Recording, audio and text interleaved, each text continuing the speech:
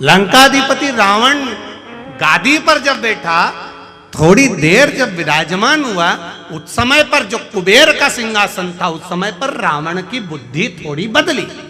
किसी धोपाड़े के पास में धोनी रम रही हो, उसके पास में, संतों के पास में, गुरुजन के पास में, मंदिर में, सत्संग में, प्रवचन में, तीर्थ में, सरयू मैया के तट पर, गंगा मैया के तट पर, यमुना मैया के तट पर, नर्मदा मैया के तट पर, कहीं तीर्थ स्थान पर, अच्छी जगह पर, जहां संत साधु सन्यासी तपस्वी साधक उपासक जहां तप करे हो, उस जगह पर जाकर हम थोड़ी देर बैठते हैं तो ये पक्का है, जैसे चाय पीने ड्राइवर चले गए और उसकी जगह पर बैठ गए तो लोग ड्राइवर करने लगते हैं, उसी तरह हम जाकर बैठते हैं तो भगवान भी अपना समझने लगता है कि ये मेरा है, ये मेरा अपना है। उसको लगता है ये बैठ गया है, अब सही जगह पर जाकर बैठा है, अच्छी जगह पर बैठा है, ये मेरा होता गया है,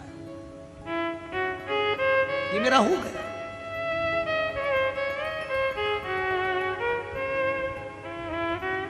कितनी अविरल भक्ति।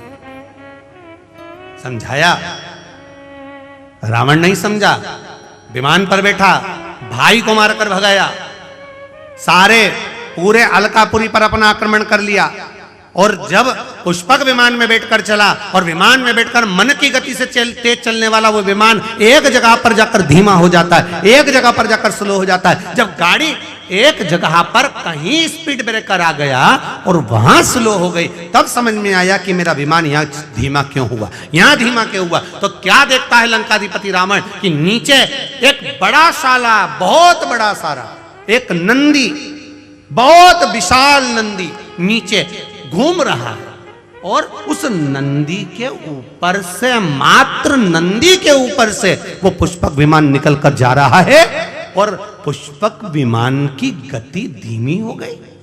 पुष्पक विमान की गति,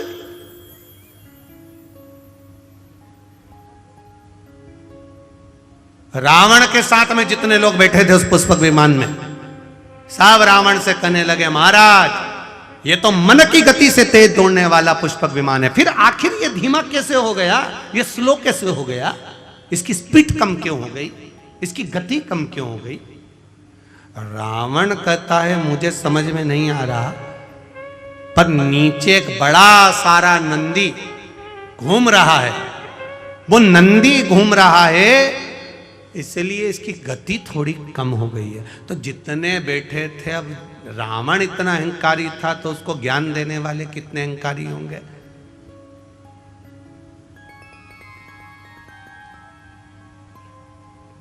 चाय गरम होती है कि केटली गरम होती है? तुम लोग तो कंजरी वालों जरा सी बात में हंस देते हो।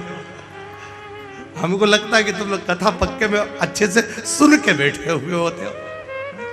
अब तुम बताओ कि चाय गरम ज्यादा है कि केतली ज्यादा गरम है? अब उसमें तुम्हें अंदाजा हो जाएगा। हम जहाँ जयेश भाई के यहाँ रुके हैं, नाम जयेश है ना, जयेश भाई के हम जहाँ रुके तो वहाँ पर उन्होंने वो गिलास में गरम गौ माता का दूध वगैरह ला कर दिया आरोगने के लिए, ठाकुर जी के लिए। तो हमने कहा ललित महाराज को ये तो बहुत गर्म है। तो इतने में ललित महाराज बोले, नहीं नहीं गुरुजी, दूध तो ठंडा है, गिलास गर्म है। नहीं, दूध ठंडा है पर गिलास गर्म है। अब चाय इतनी गर्म नहीं है जितनी केतली गर्म है। उसी तरह बड़े बड़े, बहुत बड़े बड़े, जो बहुत ऊंचे ऊंचे मालूम पड़े, बहुत बड़ा वो आनंद हुआ और मालूम पड़े, तो साहब जो कुर्सी पर बैठा है वो तो बड़ा नम्र है, तो बड़ा सहज है, बड़े सरल नेचर के हैं, बड़े सहज है, बड़े सरल है। अब उनसे मिलो तो लगे बहुत सरल, बड़े सहज, पर उनके साथ जो केतली है वो बड़ी है।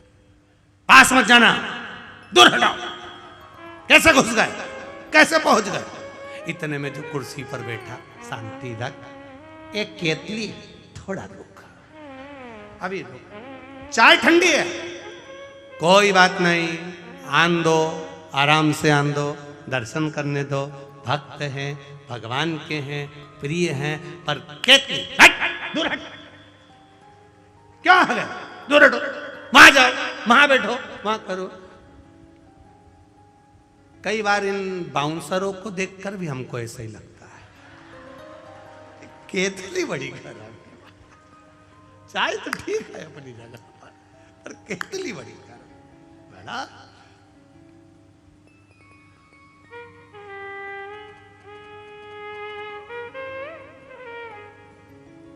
अभी हम आ रहे थे महाराज जी, तो आते आते अयोध्या वाले महाराज जी आए हैं, बहुत सटीक रहना। आके मालूम पड़ा तो महाराज जी तो ऐसे नम्र, ऐसे सरल, हम भी समझ गए कि केतली गरम थी, चाय।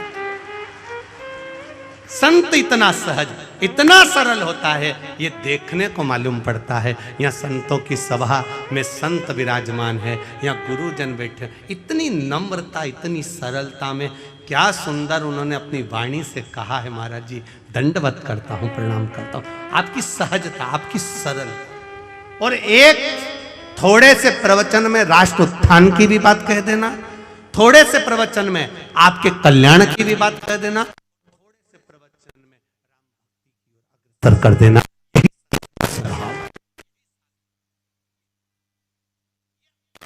अमूल्यता का आनंद है ये रस तत्व।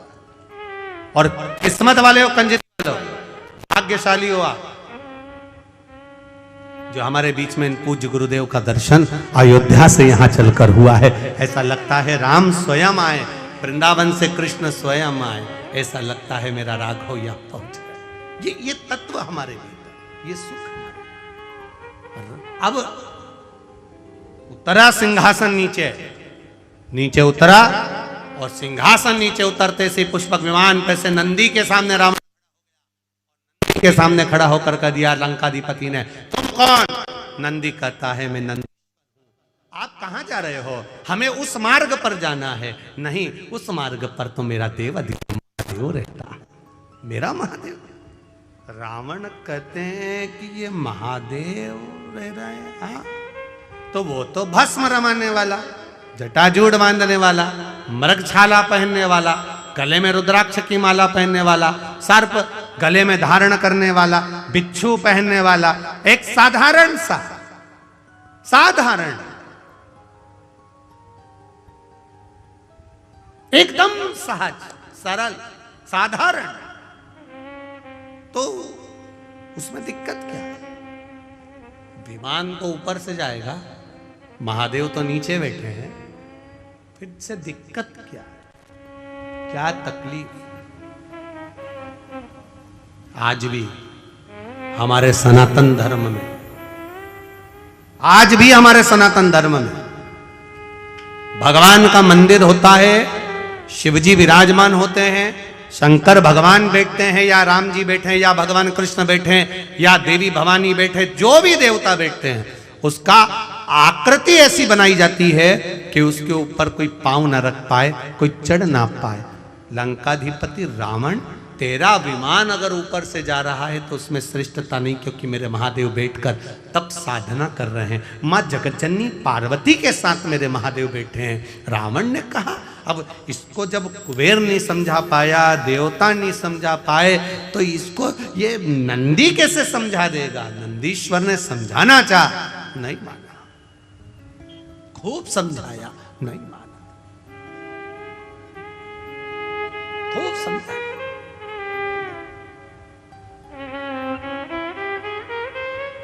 नहीं माना, क्रोध आ गया। अब विद्वान हो, विद्यावान हो, विद्यावान को समझाओगे क्रोध नहीं आएगा, विद्यावान को कहोगे तो क्रोध नहीं आएगा, पर जिसमें विद्वत्ता भरी होगी, जिसमें अहंकार भरा होगा, जो अपने आप को विद्वान समझता होगा, उसको अभिमान का, अहंकार का क्रोध तुरंत आ जाए। रावण को क्रोध आ गया, मेरा रथ निकलेगा तो यहीं से, पुष्पक विमान निकलेगा तो यहीं से, शंकर भगवान को उठाकर मैं ले जाकर दूसरी जगह रख देता हूं, दूसरी जगह रख दूंगा। और चला रावण, लंकाधिपति चला, जहां शंकर पार्वती जी मेरे देव अधिदेव महादेव मां जगत जननी के साथ विराजमान थे। लंकाधिपति रावण ने उसी कैलाश पर्वत को हाथ में उठाना था, उठाकर एक कोने में रख दूंगा और मेरा रथ, मेरा विमान यहीं से निकलेगा। मेरे विमान को कोई स्लो कर दे, उसकी गति धीमी कर दे, यह हो नहीं सकता। और जो हाथ पर पर्वत को उठाया, थोड़ा सा ही उठा था, इतने में महादेव को मालूम पड़ा कि नंदी ने समझाया पर नहीं समझा। तब मेरे महादेव ने अपने पैर का अंगूठा जैसे ही नीचे करा, करते से ही दोनों हाथ लंकाधिपति रावण के उसमें दब गए। रावण भी विद्वान था, जब शीश 10 थे तो हाथ भी इतने थे, दूसरे लगाए। शिव जी ने कहा तू लगा ही ले, लगा दम,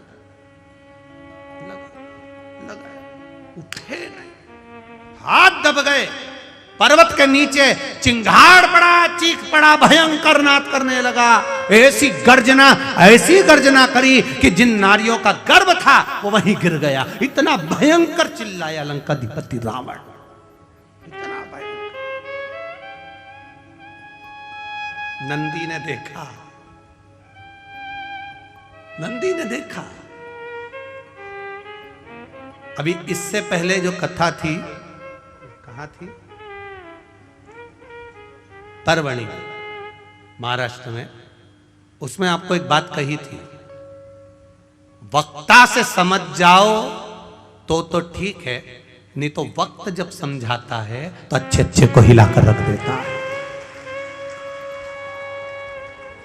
परवणी की कथा में एक बात कही थी, वक्ता से समझ जाओ तो ठीक है, नहीं तो वक्त जब समझाएगा तो रुला रुला कर समझाएगा। इसलिए वक्ता और वक्त में अंतर है। वक्ता समझाता है तो वक्त बदल देता है, और वक्त समझाता है तो तेरी दशा बदल देता है। दोनों में अंतर है। वक्ता अगर समझाएगा और उसके कहने पर चल दिए, हाँ हमें भगवान का भजन करना है, हाँ हमें राम नाम कृष्ण नाम शिव नाम जपना है, हमें भगवान के मंदिर जाना है, एक लोटा जल चढ़ाना है, शिव को बेलपत्र चढ़ाना है, शंकर को चढ़ी हुई बेलपत्र का पान करना है, स्वर्णार्मित को धारण करना है, वक्ता के कहने पर चल गए तो ये निश्चित है तुम्हारा वक्त बदल जाएगा, समय बदलेगा और तुम उन्नति की सीढ़ी पर चढ़ते चले जाओगे। पर तुम वक्ता से नहीं बदले, और वक्त ऐसा आएगा कि जब वक्त थप्पड़ मारता है तो रो रो कर जिंदगी नरक जैसी हो जाती है। जब वक्त थप्पड़ मारता है तो फिर रोना ही पड़ता है। इसलिए वक्ता समझाए तब तक समझना जरूरी है। आज रावण के हाथ फंसे, वक्ता मिला था श्री नंदीश्वर, नंदी जी मिले थे, वो नंदी ने समझाया। भगवान शंकर के नंदी समझा रहे, रावण समझ ले, ऊपर से मत जा। नहीं समझा, नहीं मैं तो जाऊंगा, तो हाथ फंसा कर बैठ गए। नहीं समझा, समझ जाता तो बात थी। कितना समझाए लोग, कितना कहते हैं साहब समझ जाओ रे, समझ जाओ रे, समझ जाओ रे, पर नहीं समझो तो फिर आगे क्या कर सकता। नहीं समझो, समझो।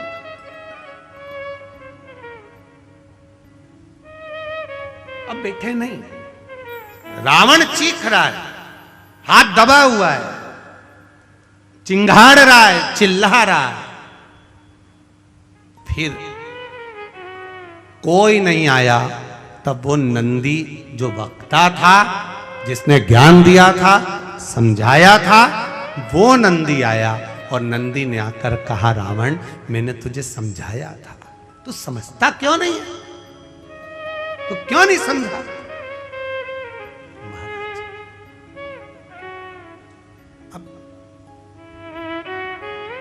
हाथ फंसे हुए, अब कोई ज्ञान दे दिया है। अब रावण क्या कह रहा है, एक बार निकलवा दो प्लीज, एक बार ये हाथ निकल जाए। अब रावण मुख से कह रहा है, मैं तुम्हारे हाथ जोड़ता हूं,